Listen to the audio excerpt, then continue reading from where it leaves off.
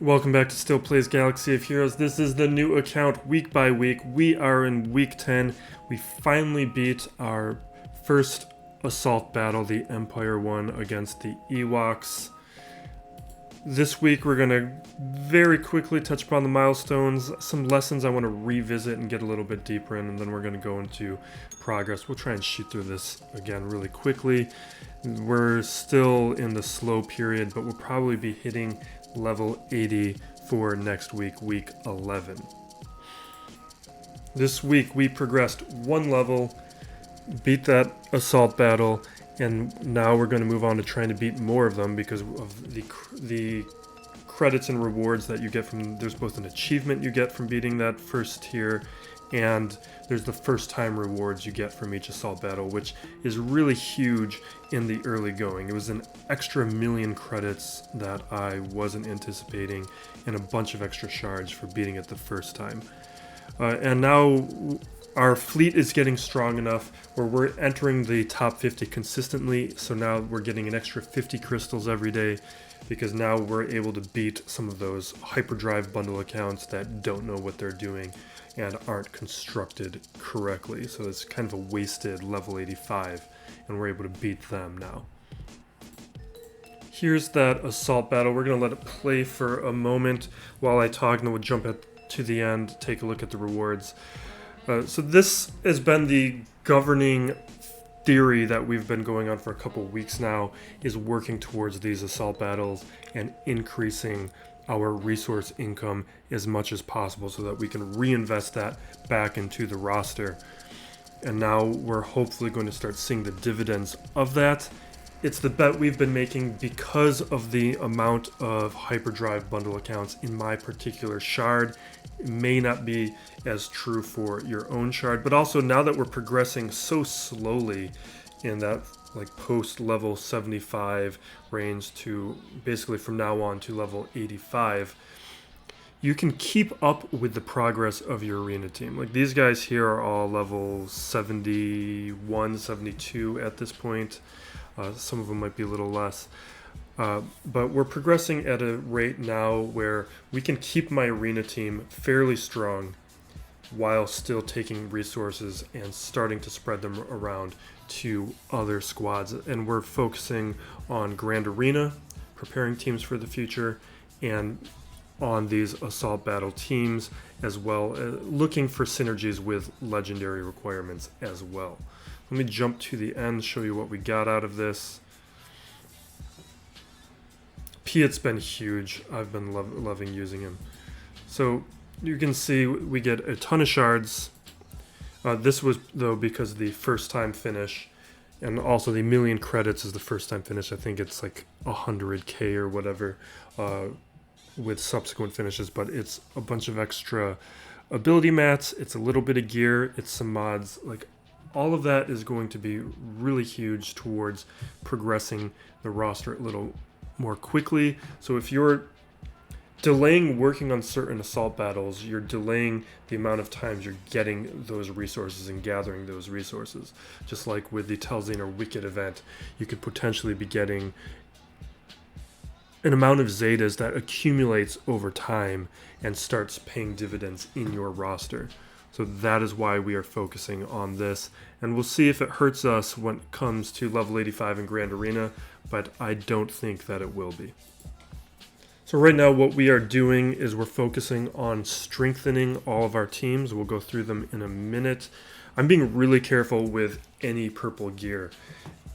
Don't think that you have any of these saved up. You need so much gear in this game that basically treat all of your gear as you're out of it and try to accumulate it, because as you unlock certain teams, or you don't know the sequence of different assault battles, or unless you're following the calendar all the time, but you don't know like between month to month when assault battles are coming. You don't know when you're going to want to be placing different gear on or different galactic challenges. Having gear on hand to be able to place them on teams when you want them to is useful. Or between Grand Arena Championships, you can notice certain teams might be weaker and you can have gear on the sidelines. And that's like I'll show it in a second, but like my Phoenix team is very weak because the Phoenix, even going from tier 6 to tier 7, requires an annoying amount of purple gear that's not true for other teams. The rest of these topics we basically already ran through, but this is what we're focusing on right now. Building up squads for resources and building up that roster depth and trying to reinvest into the roster in a specific and strategic way to get more resources into our teams. The last element here, though, is about farming mods. Now, I've talked about this in the past, but I want to go a little bit more in depth about really what I mean when I say that. I've also said in the past, treat mods like an endgame player immediately. So when we look at these mods, you can start farming these mods basically the first or second day after you've unlocked the mod challenges. These are very achievable early on. So you should be farming the 5 mods as soon as possible, immediately, but don't go after the health mods. I mean, you have to at first, but as soon as you can hit the defense mods or the crit damage mods, do them immediately, and then afterwards only do all these other mod challenges. Ignore the health mods. And that's because as you play the game, you're going to be getting a ton of health mods for free. You will never know what to do with them. You don't need to be filling up your limited mod inventory with health mods when you can be getting other mods. So I want to use this time now before level 80 to get as many of these other mods right now when I'm not distracted, because later in the game I'm going to be distracted with a lot of other things that will be requiring my attention. So I can get these mods to slice in the future right now before I hit level 80. And I've already filled up all of my mod inventory for the time being. So here's a quick overview of how I'm currently handling mods and how to think about mods like a late game player. One, we are not leveling up any mods to level 15 unless it's a speed arrow like the one that's on Piet here. Otherwise, we're stopping at level 12 because leveling mods is way too expensive and you are going to run out of credits extremely quickly, even just leveling up mods to level 6 or 9. And basically levels 3, 6, 9, 12, that is when you are going to have your secondaries appear or proc, where they can have one of those secondaries increase in quality. Now, here's what some of these other mods look like. The more I use the character, the more likely they're going to have a mod brought up to 12, but some of these, like this one that's 9, this isn't a good mod. It's just on him right now to free up some space so I can farm more mods. We are not leveling up bad mods when we can, because we want to save those resources. We know a lot of these mods can just be sold off. It's actually something that I might do to free up some more mod inventory. But let me show you some case examples of how we are handling things within our mod roster. One, we go to sell. Anything that's below a 5 sell it. It's a waste of credits to throw anything on it. Now, these gold mods, we don't have a speed secondary. I level them up to 2 just as a reminder that I've already looked at that mod and considered it. I don't sell them right away though, because of these gold mods I can throw onto a pilot. The gold mods help the pilot's stats. Now, these purple mods, we level them up to 3 to make the last secondary show. If I have speed on them, I level it up higher. And like this speed one that we have on Piet, we leveled this one up to 12. It hit 3 times on speed. And we go with the characters I use most frequently, they are getting brought up to level 12. Now, a couple of these other ones here, like this blue mod. Blue mods we level up to 6 because at 3, one of the secondaries shows. At 6, the next one shows. We have no speed, we're stopping there. This is a candidate to be sold. I don't use the sell button. I want to click on multiple mods at a time. It's kind of annoying. And so that's how that mod is handled. And you can see with these green mods, I've been stopping at 6 because it'll yeah, we have an example here. So I've been stopping at 6 just because of the cost. That's already 20K practically, and that gets pretty expensive. And you can see the difference if we went up to 9. It's doubled from there basically. So that doubling of cost adds up very quickly.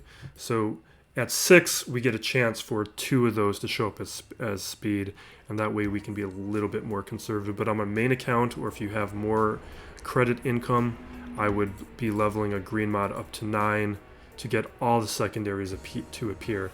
And this one, especially like a speed mod with no speed secondary, useless. That's something that I'm going to sell.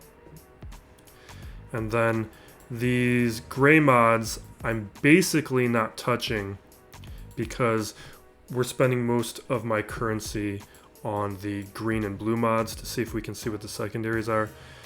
These mods are worth holding on to for later when you have more credits, but right now it's a little bit cost prohibitive for me to spend too many resources to figure out if these are good or bad, but I'm not selling them. But basically, you would go up to 12, see if you get a speed secondary, and that's another one I'm selling because there's no speed secondary. And that's how, even with a new account, how you need to be treating mods. They're way too important. They take a huge amount of time to find good mods. You need to be looking for those speed secondaries immediately. There are some fringe cases where you don't need speed secondaries. Don't worry about them right now. You need too many speed mods to be concerned with that. You can deal with that later. So we're going to quickly talk about ships. This is where I'm spending the majority of my resources right now to make my fleet as strong as possible. We are focusing on getting another 5-star ship as quickly as possible. I didn't anticipate that in advance effectively enough, so we have stalled out on the daily challenges because we don't qualify for the later tiers. I'll show that in a second. But we are focusing on the Geos, focusing on Tarkin as our capital ship, and we are on top of that working towards getting the next meta unlocked as quickly as possible, which is getting the Falcon, so all the bounty hunter ships. That is where a lot of my energy resources are going. And if I am able to get to rank 20 in Fleet Arena, we are going to start refreshing the nodes on these ships. Right now we're just doing the single energy. Now let me show you what that is looking like. Because one of the things I've noticed in my particular Fleet Arena is the people who bought the Hyperdrive bundle account don't look like they know what they're doing, because I think if you bought the Hyperdrive bundle, you should be able to have the Falcon by now. If you started when I did, which 10 weeks ago, so 2.5 months ago, you should be able to have the Falcon, and nobody in this arena shard has the Falcon yet. You can see what people are running. Like, these are the pilots. Like, this person would be able to unlock the Falcon. They may not have the rebel ships to go with it, but this person is probably the closest to knowing what they're doing. You can look at these other pilots here, though. Like, I'm not certain what a lot of these people are doing when they have clearly bought the Hyperdrive bundle account. Otherwise, they wouldn't be where they are. This person's shocked. This is what I'm trying to do. I've not spent the credits to get my pilots up to 7-star ships, but this is how I'm trying to play. I'm trying to be this guy. Compete with these guys, increase the crystal income, and then farm for the next metas. And here, quickly showing you the daily challenges. Like here, I'm not able to qualify for this tier. This is days and days of not qualifying for good resources. And what really kills me is the ability mats, because those ability mats, I need purple mats right now to progress my ships, which I'm missing out on. And we're going to wrap up with everything that we are currently working on. Here are the strongest teams in my roster. You can see we've stopped in a lot of places from going up to 7 to save on credits.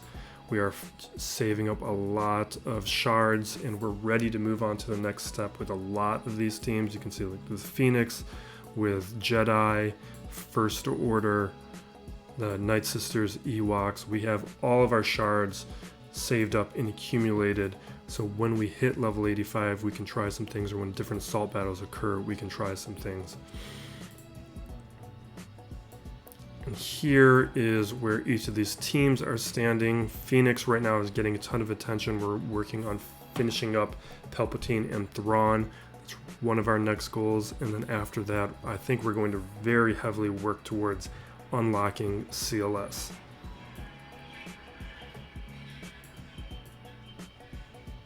That's where all of them are. This does not reflect the status of the farm since I haven't promoted a lot of these characters up, but we have built out a lot of the assault battle teams and grand arena teams. And we will check back in next week. Next week I expect we'll be hitting level 80. We'll be shifting over to slicing mats. We'll have built out hopefully a couple more of these assault battle teams. I don't think we're going to beat the Rebel one this week. My Phoenix probably aren't strong enough, but we're going to give it a shot, and then we'll be working towards the next assault battle after that and building out the rest of these teams. So thank you for watching. Be safe out there, everyone, and be excellent to each other. This has been Still Plays Galaxy of Heroes.